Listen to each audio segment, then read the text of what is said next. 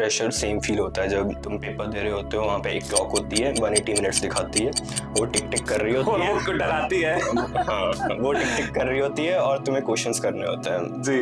January and April में बिल्कुल same pressure होता है वहाँ पे। आपने सुपर मेडिकल लिया, सो उद्देश्य ये था कि नीट क्रैक करना है, जेई क्रैक करना है, कि दोनों क्रैक करना है? स्टार्टिंग से जब पहले दिन में विद्याचयन में आए थे +1 में स्टार्टिंग में, तब से अब तक सेम थिंकिंग थी इसके बारे में कि अभी कुछ हुई है चेंज? मेरी थिंकिंग शुरू से नीट पे ही फोकस्ड है। जेई एज अ सेकेंडरी मैंने दी है कि बिकॉज नीट एग्जाम ऐसा है कि तुम एक ही बार दोगे, उसके बाद तुम्हें देखने का मौका अगले साल मिलेगा। एक्चुअली मेरी शिफ्ट में 2 क्वेश्चन आ गए थे SWOT एनालिसिस के। दिमाग वैसे खराब हो जाए भाई कि यही तो छोड़ के आए और यही आ गया। 2 क्वेश्चंस आ गए थे, तो आई थिंक उसमें तो अगर 2 क्वेश्चन आ गए तुम वहीं पे उसको रिग्रेट नहीं कर सकते, तुम्हें और क्वेश्चंस करने पड़ेंगे, रट्टा मारना पड़ेगा। अगर तुम्हारे एनसीईआरटी से डायरेक्ट लाइन से क्वेश्चन आ जाते हैं, मैंने बहुत बार देखा है 5 साल 6 साल से डायरेक्ट लाइन से कई क्वेश्चन ऐसे ही आ जाते हैं, एक लाइन को उठाएंगे और उसको एक वर्ड ट्विस्ट कर देंगे और रिजर्वेशन रीजन बना देंगे, ऐसे ही क्वेश्चन आएगा। और अगर तुमने वो ढंग से नहीं पढ़ा हुआ है तो आउट हो जाओगे। यस सर, तो तुम्हें एनसीईआरटी तो एटलीस्ट आनी चाहिए। बिल्कुल तुम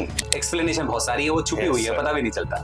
बिल्कुल कॉन्साइज में एनसीईआरटी लिखी है, तुम्हें टाइम देना पड़ेगा एनसीईआरटी के साथ, तभी जाके बायोलॉजी के क्वेश्चंस बनते हैं इन डेप्थ वाले। विद्याचयन में +1 में आए थे, अपनी क्लासेस शायद अप्रैल में स्टार्ट हुई थी ना? Yes sir. +1 कैसा रहा? लाइट रहा वो? +1 तो बहुत एंजॉयबल रहा। इनफैक्ट ये तो भी तुम बैलेंस कर सकते हो कि तुम्हें एक माइंड में भी होता है अगले साल मैं और बेटर कर पाऊंगा, बट 12th में जब तुम टाइम धीरे धीरे जा रहा होता है तो एग्जाम पास हो रहा होता है, तुम्हें प्रेशर बिल्ड होने लग जाता है। दोनों एग्जाम्स टफ है सर, बिल्कुल। जेई तुम्हारी नॉलेज कॉन्सेप्चुअल डेप्थ चेक करेगा और नीट तुम्हारा फास्ट, जितना तुम जल्दी क्वेश्चंस चेक कर पाए वो चेक करेगा। तुम्हारा थिंकिंग ये नहीं होना चाहिए कि तुम मेरे को ये एग्ज़ाम क्रैक करना है, वो एग्ज़ाम क्रैक करना है। तुम्हारी थिंकिंग ये होनी चाहिए कि मेरे को एक सब्जेक्ट में बेटर होना, मेरे को एक स्किल अटेन करनी है, मेरे को क्वेश्चंस जल्दी करना है, मेरे को स्पीड गेन करनी है और मेरे को कंसेप्चुअल डेप्थ लेनी है। मेरे को एग्ज़ाम नहीं क्रैक करना, मेरे को सब्जेक्ट बेटर करना है, ये थिंकिंग होनी चाहिए।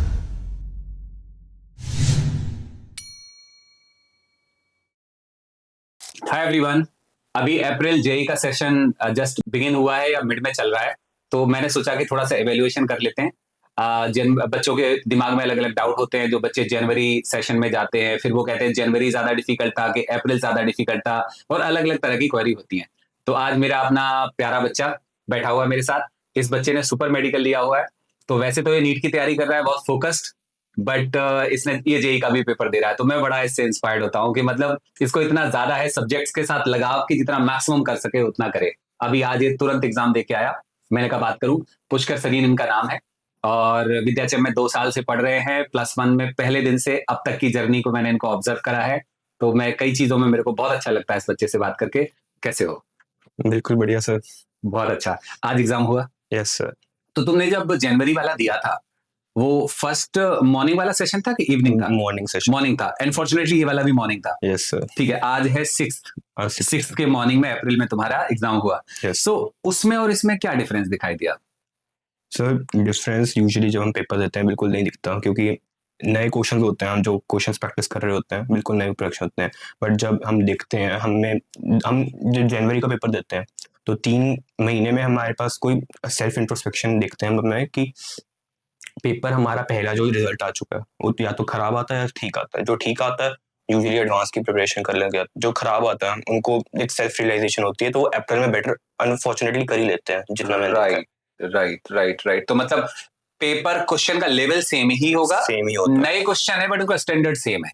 Yes, लेकिन क्योंकि जिन बच्चों का पेपर खराब किसी वजह से आया होगा, उन्होंने 3 महीने में लग के कि भाई छोड़ेंगे नहीं, अब तो हम आग लगा देंगे। Yes, उन्होंने मेहनत करी होगी, तो उस वजह से कंपटीशन बढ़ने के चांसेस रहते हैं। Yes, and percentile is not real, it is relative. Yes, तो बहुत बार ये है कि हमने तो अच्छा किया लेकिन बाकी और भी अच्छा करके आएंगे, तो हो सकता है उनका अच्छा निकल जाए। ठीक है। सो एग्जाम देते टाइम प्रेशर का कैसा एक्सपीरियंस हुआ? जैसे जनवरी इनटेक में प्रेशर होता है और फिर अप्रैल में होता है, प्रेशर सेम फील हुआ या थोड़ा डिफरेंट लगा? सर प्रेशर सेम फील होता है जब तुम पेपर दे रहे होते हो, वहाँ पे एक क्लॉक होती है 180 मिनट्स दिखाती है, वो टिक टिक कर रही होती और है, वो उसको डराती है। हाँ वो टिक टिक कर रही होती है और तुम्हें क्वेश्चंस करने होते हैं। जी जनवरी एंड अप्रैल में बिल्कुल सेम प्रेशर होता है वहाँ पे, सबके वहाँ पे एक दूसरे को देख नहीं रहे होते, सब अपने कंप्यूटर्स पर फोकस होते हैं। राइट। तो मतलब इसको मैं ऐसे नहीं कह सकते किसी बच्चे को कि भाई तब प्रेशर कम था कि अब प्रेशर कम है, वो प्रेशर बराबर ही है। Yes sir. राइट। लेकिन वो डर वाली फीलिंग होती है जैसे एग्जाम हॉल में अभी अभी बस वॉक करके जा रहे हैं, तो जनवरी वाले में और अभी वाले में, क्योंकि अभी सेकंड टाइम हो रहा है, Yes, जब sir. दोबारा वॉक करके जा रहे हैं तो फियर का लेवल थोड़ा सा नीचे ऊपर होगा। थोड़ा अप्रैल में कम होता है, बिकॉज जब तुम जनवरी का पेपर देते हो तुम जाने लगते हो एनवायरनमेंट कैसा होगा, कि तुम्हें पता होगा कि जब तुम पेपर दोगे it's you and computer and questions, तुम वही दोगे सिर्फ। बट जब पहली बार मैंने देखा है, बहुत जो मेरे साथ में जो दोस्त होते हैं वो भी घबरा जाते हैं, बट अप्रैल में उनको और बेटर प्रिपरेशन के साथ या फिर एनवायरनमेंट का उनको पता लग जाता है, तो फिर वो अच्छी तरह अपना पेपर दे पाते हैं अप्रैल में। परफेक्ट। अच्छा, कुछ आपने ऐसे भी देखा कि जब आपने जनवरी में दिया तो सिलेबस कुछ रह गया था, या कुछ बच्चों का रह जाता है, नॉट श्योर आपका रह गया होगा, एंड अप्रैल में आते आते वो कहते हैं सारा सिलेबस हो गया, आपके साथ कैसे रहा? मेरे साथ भी जनवरी में थोड़ा सा सिलेबस रह गया था, लाइक आखिर में थोड़ा सॉल्ट एनालिसिस करने वाला था, केमिस्ट्री वाला। हाँ, और एक्चुअली मेरी शिफ्ट में 2 क्वेश्चन आ गए सॉल्ट एनालिसिस के। दिमाग वैसे खराब हो जाए भाई कि यही तो छोड़ के आया और यही आ गया। 2 क्वेश्चन आ गए थे, तो आई थिंक उसमें तो अगर 2 क्वेश्चन आ गए तुम वहीं पे उसको रिग्रेट नहीं कर सकते, तुम्हें और क्वेश्चंस करने पड़ेंगे। राइट। बात ये है, अगर तुम उसे रिग्रेट करते रहोगे तो पेपर वैसे ही खराब हो जाएगा। बट 3 महीने में ये भी होता है कि जो बाकी स्टूडेंट्स होते हैं उनका बोर्ड खत्म हो जाता है 12th के साथ, तो अप्रैल में और बेटर प्रिपेयर होकर आते हैं, राइट, तो उनका पेपर और भी अच्छा जा सकता है, तो कंपटीशन डेफिनेटली बेटर होता है, because it is not real, this is relative. Board में तो होता है कि आपने अच्छा किया तो आपके नंबर ज्यादा आ जाएंगे, Yes. यहाँ तो अगले वाले ने अच्छा करा तो उनकी परसेंटाइल नीचे चले जाएंगे। ये कॉम्पिटिटिव एग्जाम था। तो बिल्कुल सही बात है, परफेक्ट है। तो अगर मैं पर्सनल तौर पे बात करूं, मतलब आपकी पर्सनली बात करूं, तो आपने सुपर मेडिकल लिया, सो उद्देश्य ये था कि नीट क्रैक करना है, जेई क्रैक करना है, कि दोनों क्रैक करना है? स्टार्टिंग से जब पहले दिन में विद्याचयन में आए थे +1 में स्टार्टिंग में, तब से अब तक सेम थिंकिंग थी इसके बारे में कि अभी कुछ हुई है चेंज? मेरी थिंकिंग शुरू से नीट पे ही फोकस्ड है बिल्कुल। अच्छा, ठीक है। जेई एज अ सेकेंडरी मैंने दी है कि बिकॉज नीट एग्जाम ऐसा है कि तुम एक ही बार दोगे, उसके बाद तुम्हें देखने का मौका अगले साल मिलेगा। यस। जेई मेंस तुम जेई मेंस दे सकते हो एज अ प्रैक्टिस, तुम्हें एनवायरनमेंट का पता लगेगा, तुम्हें और क्राउड का पता लगेगा, जब सारे दे रहे होंगे तुम्हें प्रेशर के बारे में फील होगा, कि तुम जब एक्चुअल नीट दोगे तो तुम्हें प्रेशर कम फील होगा।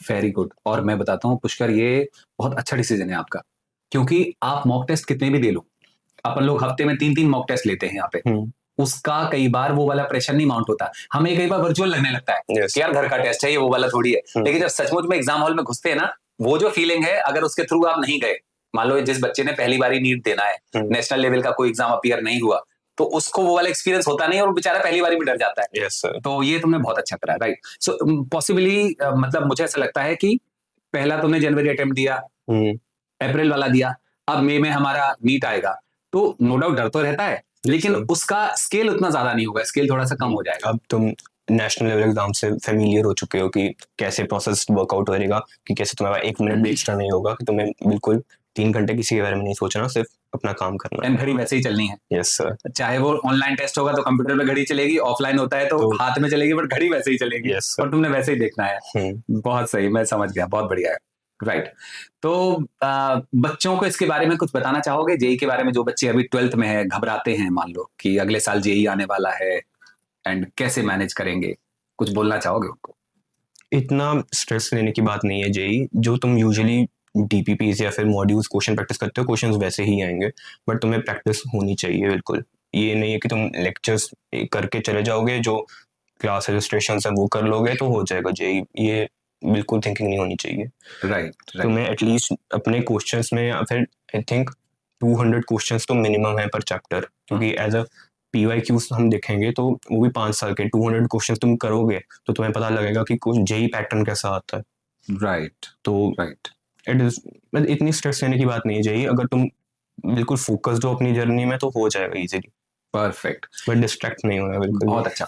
एक सवाल है मेरे दिमाग में, मेरे पास काउंसलिंग के लिए बहुत सारे लोग आते हैं, और उस सवाल का आंसर जितना अच्छा तुम दे सकते हो शायद कोई नहीं दे सकता। रीजन, कई बच्चे जेई की तैयारी करते हैं, कई केवल नीट की तैयारी करते हैं, तुम उनमें से हो जिसने दोनों तैयारी करी, तो तुम बहुत बैलेंस्ड आंसर दे सकते हो उस हर बच्चे के लिए जो ये बात सोच रहा है। बच्चों को कई बार लगता है कि मैंने मेडिकल इसलिए लेना है कि नीट इजी है, या कोई कहते हैं मैंने नॉन मेडिकल इसलिए लेना है क्योंकि वाइस वर्सा, है ना, कोई कहता है नीट इजी है। कोई तुम्हारे परसेप्शन के हिसाब से तुमने क्या देखा? दोनों एग्जाम्स टफ है सर, बिल्कुल। जेई तुम्हारी नॉलेज कॉन्सेप्चुअल डेप्थ चेक करेगा और नीट तुम्हारा फास्ट, जितना तुम जल्दी क्वेश्चंस चेक कर पाए वो चेक करेगा। तुम्हारा थिंकिंग ये नहीं होना चाहिए कि तुम मेरे को ये एग्जाम क्रैक करना है, वो एग्जाम क्रैक करना है। तुम्हारी थिंकिंग ये होनी चाहिए कि मेरे को एक सब्जेक्ट में बेटर होना है, मेरे को एक स्किल अटेन करनी है, मेरे को क्वेश्चंस जल्दी करने हैं, मेरे को स्पीड गेन करनी है और मेरे को कंसेप्चुअल डेप्थ लेनी है। मेरे को एग्जाम नहीं क्रैक करना, मेरे को सब्जेक्ट बेटर करना है, ये थिंकिंग होनी चाहिए। परफेक्ट यार, कितना शानदार आंसर दिया। मैं बच्चों को यही बात बोला करता हूँ, भाई सब्जेक्ट पे मास्टरी कर लो, सब ठीक हो जाएगा। तो थोड़ा थोड़ा और हम माइक्रो लेवल पे समझा लेते हैं। अगर किसी को जेई की तैयारी करनी है, तुमने बोला उसमें कंसेप्ट क्लैरिटी और इन डेप्थ करना है ना, तो उसको किस तरह से पढ़ाई करना चाहिए? और जिसने नीट की तैयारी करना है उसको किस तरह से पढ़ाई करनी चाहिए, क्योंकि उसमें स्पीड ज्यादा चाहिए, सवाल ज्यादा आते हैं। तो थोड़ा सा दोनों चीजों को एलिबरेट करो सर। अगर तुम जेई की प्रिपरेशन कर रहे हो तो एक सर्टन हायरार्की होती है क्वेश्चंस करने की, कि तुम क्लास पहले तो लेक्चर्स लोगे किसी भी टीचर के, तुम इलस्ट्रेशंस करोगे क्लास में, उसको दोबारा प्रैक्टिस करोगे, तुम एक सर्टन सेट ऑफ क्वेश्चंस करोगे जो तुम्हारे टीचर्स प्रोवाइड करेंगे। अगर तो आपको अपने टीचर्स पे भी विश्वास होना चाहिए कि if they have teaching for so long कि उनको पता होगा क्वेश्चंस कैसे आएंगे। और नीट का यूजुअली होता है कि तुम जितने क्वेश्चंस प्रैक्टिस कर पाओगे उतना बेटर है। इट डजंट मैटर कि कॉन्सेप्ट क्लैरिटी बहुत ज़्यादा भी ये नहीं है कि नीट के जेईई एडवांस के क्वेश्चन सॉल्व करने लग जाओ। तुम्हें मैक्सिमम क्वेश्चंस प्रैक्टिस करने पड़ेंगे कि तुम्हें आई थिंक 1 मिनट होता है जेईई को नीट में क्वेश्चन सॉल्व करने का। तुम पेन से सॉल्व करोगे बहुत टाइम लग जाएगा, बिकॉज उधर रफ शीट भी नहीं प्रोवाइड होती नीट में। यस, तुम्हें अपने दिमाग में कैलकुलेशंस करनी पड़ेंगी, बट जेईई एडवांस में या फिर जेईई मेंस में तुम्हें रफ शीट्स प्रोवाइड करते हैं, because they are checking your conceptual depth on the particular subject. तो यही अगर कोई नीट की तैयारी कर रहा है तो subject betterment is the first priority. ये नहीं है कि तुम ये करोगे या वो करोगे, तुम्हें अपने क्वेश्चंस या कॉन्सेप्चुअल डेप्थ तो लेकर ही आनी पड़ेगी। Perfect perfect. तो मतलब अगर नीट की तैयारी करनी है बच्चे को, तो वो केवल ऐसे नहीं बन सकता कि हर क्वेश्चन को सॉल्व करे जा रहे हैं। उसकी क्लैरिटी इतनी होनी चाहिए कि कई सारे सवाल तो देख के आंसर पता चल जाए। यस है ना? अगर उतने लेवल का आपका कैलकुलेशन फास्ट नहीं है दिमाग के अंदर, उतनी थ्योरेटिकल नॉलेज नहीं है, तो शायद वो 1 घंटे में 45 क्वेश्चंस फिजिक्स के, नहीं कर 45 केमिस्ट्री के और 90 बायोलॉजी के वो होने वाले हैं नहीं। हाँ, ये थोड़ा डिफरेंस है। जेईई में 25 क्वेश्चन आते हैं और आपको 1 आवर का टाइम मिलता है, तो मतलब वहां पे आपको 2 मिनट के आसपास टाइम है कि आप पूरा सॉल्व कर सकते हो, देख सकते हो। बट नीट में आपको अलग तरह से प्रैक्टिस करनी है। तो आपने दोनों चीजें मैनेज करी, तो फिर मॉक टेस्ट उसी हिसाब से अपने आप को स्विच करते थे, कैसे करते थे? स्विच करना पड़ता था सर। स्विच करना पड़ता था। यस, ये सच में बहुत टफ काम है तो दोनों फिजिक्स, जेईई वाली भी फिजिक्स है और नीट वाली भी फिजिक्स है, बट वहां पे आपको क्विक होना है, फास्ट होना है। यहाँ पे थोड़ा इन डेप्थ अच्छे से सोच के फिर आगे बढ़ना है। इन डेप्थ तो तुम करना ही पड़ेगा, ये नीट हो, हाँ, नीट में भी करना पड़ेगा। एग्जैक्टली, नीट हो या जेईई हो। अब तुम जब किसी एग्जाम को करोगे, या तुम्हें पहले एग्जाम को पता होना चाहिए कि तो एग्जाम क्वेश्चन आएगा कैसे। राइट। अगर तुम एग्जाम कुछ देने जा रहे हो, तुम्हें एग्जाम का पता ही नहीं है कि क्वेश्चंस कैसे आएंगे, क्वेश्चंस की क्लैरिटी कैसी होगी, जो पेपर सेटर होगा वो कैसे क्वेश्चंस पूछना चाहेगा। राइट। तो तुम्हें वो मतलब पता होना चाहिए बिल्कुल। Perfect perfect. But calculations JEE में टफ कर देते हैं और नीट में इजी कर देते हैं। हाँ, यस यस यस, बट वो क्वेश्चन है वहीं से, उठाते वहीं से, थ्योरी सेम रहेगी। ऐसे थोड़ी ना रहेगा कि तुम्हें वो सरफेस पे उठाएंगे, नीट में भी डेप्थ में नहीं ले जाएंगे, वहां पे भी लेके जाते हैं। Yes sir. और मैंने बायोलॉजी नहीं पढ़ी, मैं तो फिजिक्स टीच करता हूँ, तो नहीं ज्यादा पता। लेकिन बायोलॉजी में भी बच्चे बोलते हैं कि कई बार कई क्वेश्चन इतने गहराई से उठाते हैं कि अगर बच्चे को नॉलेज ना हो तो वो आंसर नहीं दे पाएगा। ऐसे ही होता है। बिल्कुल होता है सर। अगर तुम एनसीईआरटी रोट लर्न कर रहे हो, बिल्कुल नहीं होगा। तुम्हें एनसीईआरटी जो लिख रही है तुम्हें वो पता होना चाहिए कि वो कहना क्या चाह रही है, बिल्कुल। क्योंकि एनसीईआरटी के वर्ड्स बहुत ट्विस्टेड होते हैं कभी कभी। इवन केमिस्ट्री या बायोलॉजी, तुम्हें एक चैप्टर को टाइम देना पड़ेगा और समझना पड़ेगा कि एनसीईआरटी क्या कह रही है। क्योंकि लिखी शॉर्ट में है और वो एक्सप्लेनेशन बहुत सारी है, वो छुपी हुई है, पता भी नहीं चलता। बिल्कुल कॉन्साइज में एनसीईआरटी लिखी है, तुम्हें टाइम देना पड़ेगा एनसीईआरटी के साथ, तभी जाके बायोलॉजी के क्वेश्चंस बनते हैं इन डेप्थ वाले। राइट। सो नीट में बायोलॉजी के क्वेश्चन क्रैक करने के लिए लोग ऐसा बोलते हैं कि एनसीईआरटी तो मस्ट है, ऐसा ही है? NCERT is Bibles. अच्छा, हाँ। मतलब आपको बार बार रट्टा मारना पड़ेगा। रट्टा मारना पड़ेगा। अगर तुम्हारे एनसीईआरटी से डायरेक्ट लाइन से क्वेश्चन आ जाता है, मैंने बहुत बार देखा है, 5 साल 6 साल से डायरेक्ट लाइन से कई क्वेश्चन ऐसे ही आ जाते हैं। एक लाइन को उठाएंगे और उसको एक वर्ड ट्विस्ट कर देंगे और रिजर्वेशन रीजन बना देंगे, ऐसे ही क्वेश्चन आएगा। और अगर तुमने वो ढंग से नहीं पढ़ा हुआ है तो आउट हो जाओगे। यस सर, तो तुम्हें एनसीईआरटी तो एटलीस्ट आनी चाहिए बिल्कुल। तुम it's a first priority to do in biology first of all, फिर उसके बाद तुम क्वेश्चंस प्रैक्टिस कर सकते हो। राइट। ये जो 2 साल की जर्नी है, तो ये मतलब एक लास्ट और बहुत मेरा बहुत फेवरेट वाला सवाल है जो मैं बच्चों से करा करता हूँ कि थकाने वाली होती है वैसे। बहुत ज्यादा। मैं जब जे आईआईटी की तैयारी कर रहा था और मैंने जब आईआईटी क्रैक करी तो बाद में मेरे को पता चला अब हो गया यार, बहुत पढ़ लिया, मतलब ऐसा लगता है ना लास्ट में कि अब नहीं हो रहा अपने से, बहुत ज्यादा हो गया। यस तो कैसा, जैसे विद्याचम में +1 में आए थे, अपनी क्लासेस शायद अप्रैल में स्टार्ट हुई थी ना, यस सर। तो कैसे रहा +1, कैसा रहा, लाइट रहा वो? +1 तो बहुत एंजॉयबल रहा इनफैक्ट, ये तो भी तुम बैलेंस कर सकते हो कि तुम्हें एक माइंड में भी होता है अगले साल मैं और बेटर कर पाऊंगा, बट 12th में जब तुम टाइम धीरे धीरे जा रहा होता है तो एग्जाम पास हो रहा होता है, तुम्हें प्रेशर बिल्ड होने लग जाता है। ओ भाई, मतलब हालत खराब हो जाती है कि एक साल तो गया, एक साल गया, चाहे वो हमने अच्छे से कर लिया हो, लेकिन फिर भी एक डर रहता है हाँ। कि एक साल तो गया, अब तो थोड़ा ही टाइम बचा हुआ है। अच्छा, वहां से प्रेशर आना शुरू होता है।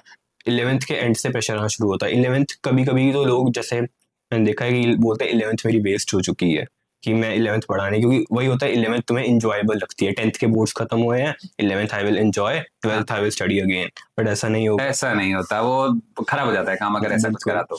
तुम्हें 11th को अगर तुम एक बैलेंस्ड अप्रोच से लोगे, तुम एंजॉय भी कर सकते हो, पढ़ भी सकते हो इजीली, टाइम सबके पास 24 आवर्स है, तुम इजीली इनको मैनेज कर सकते हो सर। तो तुम्हारा कैसे निकला 11th? तुमने टाइम प्रॉपर दिया, थोड़ा एंजॉय भी करा, लेकिन टाइम दिया, ऑनेस्टी रखी काम में? ऑनेस्टली रखनी पड़ती है, तुम बिल्कुल उसको डिसऑनेस्ट काम नहीं कर सकते सर। नहीं कर सकते, राइट राइट। आई थिंक आपने एक 11th में शुरू में आई थिंक ओरिएंटेशन में एक वर्ड बोला कि जो 2 साल है बिल्कुल एक मैराथन के होते रहोगे, तुम इसे स्प्रिंट की तरह नहीं ले सकते, जो मैंने पहली क्लास में बोला। Yes sir, right. तुम्हें अगर स्प्रिंट की तरह, अगर इसमें तुम्हें 42 किलोमीटर्स रन करना पड़ेगा, तुम्हें अपनी पेस मेंटेन करनी पड़ेगी, तुम ऊपर नीचे ऊपर नीचे ऊपर नीचे नहीं करेंगे बिल्कुल। परफेक्ट। बहुत अच्छी बात है, तुमने मेरी लाइन पकड़ के रखी, मेरे को बहुत अच्छा लग रहा है। Very good. अच्छा, तो 11th निकल गया, अब 12th आया, तो जैसे 12th शुरू हुआ तो एक तो एक्साइटमेंट है कि 12th का बोर्ड का सिलेबस करेंगे, लेकिन साथ साथ में प्रेशर भी माउंट हो रहा है। Yes sir. तो ये किस तरह से बढ़ा है प्रेशर विद द टाइम? हम लोगों ने शायद अगस्त या मिड सितंबर में सिलेबस खत्म कर लिया था +2 का। Yes sir. तब तक आते आते कैसा था प्रेशर? प्रेशर बिल्ड शुरू होना होता है बिल्कुल नवंबर में, जब जेई के फॉर्म्स निकलते हैं। ओह राइट, बिल्कुल, कि तुम्हें अब सिलेबस खत्म हो चुका है, तुम रिवाइज कर रहे हो, तुम सबको देख रहे हो, सब रिवाइज कर रहे हैं, सब क्वेश्चंस प्रैक्टिस कर रहे हैं, और कभी कभी लगता है कि मेरा ये चीज रह गई, वो चीज रह गई, तो बिल्ड होने लग जाता है कि प्रेशर कि मेरे को अब करना पड़ेगा ये। नहीं तो कभी कभी मैंने देखा है अगस्त में भी शुरू हो जाता है बिल्कुल, क्योंकि यूजुअली सबका सिलेबस अगस्त, जो सितंबर जो फोकस पढ़ाई कर रहे हैं वो सितंबर तक खत्म कर देंगे अपना सिलेबस। राइट। एक टाइम अपनी जब तुम्हारी मेरी बात हो रही थी तब मैं भी थोड़ा सा डर गया था इस बात से, तुमने थोड़ा सा कहा था सर अभी मार्क्स नहीं खिंच रहे, मार्क्स थोड़े कम आ रहे हैं। आई थिंक कब की बात है ये, शायद नवंबर दिसंबर की ही बात है कि मैं टेस्ट देता हूँ और उतने मार्क्स नहीं आ रहे, ऐसा कुछ भी हुआ था बीच में ना? होता है सर। हाँ, ऐसा होता है। So that was not the reason of knowledge, that was the reason of a fear, insecurities और प्रेशर, इन सब की वजह से शायद हुआ होगा। यस सर, मैंने आई थिंक 1-2 दिन मैंने खुद सोचा कि मेरे नंबर क्यों कम आ रहे हैं, फिर मैंने अपने मिस्टेक्स एनालाइज की, मैंने कहा ये क्वेश्चन मैं इजीली कर सकता हूँ। Maybe I think it was mainly because of burnout, maybe I think I needed a social connection, बहुत सारे पॉसिबल रीजंस हो सकते हैं। मेरे केस में तो बर्नआउट था यूजुअली। तो अगर तुम अपना बर्नआउट चलते हैं 1-2 महीने तक, अगर तुम उन्हें देखोगे नहीं क्यों हो रहा है, क्यों उनको सॉल्यूशन कैसे दूं उनका मैं, नहीं तो बहुत परफेक्ट लाइन बोली, कईयों को समझ में नहीं आया होगा। बर्नआउट चलते हैं, अगर आप उनको ध्यान नहीं देते तो चलते रहते यही मतलब ना। लेकिन अगर आप बैठो, आंखें बंद करो, ऑब्जर्व करो कि भाई ये हो क्यों रहा है, तो हम रियल सोर्स तक पहुंच जाते हैं। तो जैसे हम सोर्स तक पहुंचते हैं वैसे वो डिमिनिश कर जाता है और हम शांत हो जाते हैं कि अच्छा ये रीजन है, ऐसे ही ना। हाँ, ऐसा होता है, मेरे साथ होता है, तभी मैं इस चीज को क्लिक कर पाया। तो तुम अपना सॉल्यूशन अपने आप बना सकते हो अपने लिए, मतलब यूजुअली सबके कोपिंग मैकेनिज्म अलग होते हैं, मैंने देखा है, कोई 1 हफ्ते में अपना बर्नआउट क्लियर कर लेगा, कोई महीने में लगाएगा, बट तुम्हें उसको पकड़ के नहीं रखना पड़ेगा। टाइम भी नहीं ना अपने पास, एग्जाम आ रहा है सर पे और बहुत सारे एग्जाम एक के बाद एक हैं, अगर आप पकड़ के रखोगे तो चीजें खराब हो जाएंगी। बिल्कुल, अगर तुमने 1 महीने में आई थिंक यूजुअली 2 चैप्टर या 1 चैप्टर तो खत्म हो जाता है, और अगर वो चैप्टर बैकलॉग बन गया तो वो बैकलॉग बना रहता है। उसे ठीक करना बहुत मुश्किल हो जाता है जब बन जाता है। राइट। तो अब हमारा नीट का एग्जाम आने वाला है, एक महीने से भी कम बचा हुआ है। अभी बर्नआउट कितने लेवल पे है? बर्नआउट लेवल बहुत कम है, because I know how to solve them now. पहले यूजुअली होता था, आई थिंक इवन इन जून, और आई थिंक जून उधर भी बर्नआउट बहुत टाइम था, पता नहीं फॉर सम रीजंस क्यों हुआ था, क्योंकि सिलेबस बढ़ता जा रहा था। मेरे को था कि मेरे को 11th भी रिवाइज करनी है, 12th तो बोर्ड्स चल ही रहे हैं, 11th भी रिवाइज करनी है, मेरे नंबर डिप हो रहे हैं, और मेरे को फिर मैंने आई थिंक 2 दिन लिए साथ में। अच्छा। और मैंने देखा कि 11th I can revise if I know the concepts, मैं बाद में कर पाऊंगा। मेरे को 12th पे फोकस करना पड़ेगा विद बोर्ड्स, क्योंकि वो मैं खराब नहीं कर सकता अभी। परफेक्ट। यूजुअली क्या होता है, 12th के मिड में 11th रिवाइज करने जाते हैं कुछ बच्चे, मैंने देखा है। राइट। क्योंकि वो कहता है I am preparing for competitive exam, मेरे को 11th भी साथ साथ करना है, तुम्हें बहुत टाइम मिलेगा बाद में, तुम्हें सितंबर के बाद बहुत टाइम मिलेगा 11th करने के लिए, तुम कर सकते हो इजीली, बट तुम्हें एक फोकस्ड अप्रोच लेनी पड़ेगी। परफेक्ट। ठीक है, तो मतलब इतने दिनों के रोलर कोस्टर के बाद इतने तो हो गए हो कि पूरी चाहे मास्टरी ना ही हो, बट खुद को रिपेयर करना थोड़ा सीख गए हो, Yes, है ना? sir. तो बर्नआउट आएगा, बट वो उतना लंबा नहीं खींचेगा, उसको हम थोड़ा सा मैनेज कर पाएंगे, है ना? मैनेज कर पाएंगे। बहुत अच्छा पुष्कर, मजा आ गया। मतलब अपना शॉर्ट टॉक था, but I was willing to कि थोड़ा सा जो तुम अभी किस तरह की एक्सपीरियंस से गुजर रहे हो, बच्चों को पता चले जेई का एग्जाम कैसा रहा। सो इट वाज वंडरफुल, बहुत अच्छा, एंड ऑल द बेस्ट। अभी अच्छे से टेस्टिंग करनी है जो हम लोग टेस्टिंग कर रहे हैं, Yes. और मे का एग्जाम नीट का अच्छे से देना है और हमें बेस्ट करना है। Thank you so much for sitting here. My pleasure sir.